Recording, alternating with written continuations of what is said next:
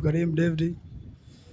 Taarifa nilipata nikiwa safarini wakati naondoka na timu, ndio nikapigiwa simu kuambiwa taarifa hizo kwamba mtoto amefariki, lakini mama akiwa bado hajafariki, akiwa katika hali mbaya. Na wakati unaondoka ulimwacha mkeo akiwa kwenye hali gani? Yaani wakati naondoka nimemwacha katika hali nzuri sana. Yaani ndio niruhusu mimi niondoke. Yaani ndio kaniruhusu mimi niondoke, nikapambane, nirudi, tuonana.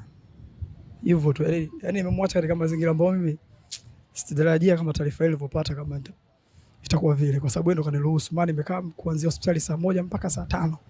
Na muda wake wa kujifungua ulikuwa ushafika au ilikuwa ni ghafla tu ndio hali kaja kutokea na kukimbizwa hospitali?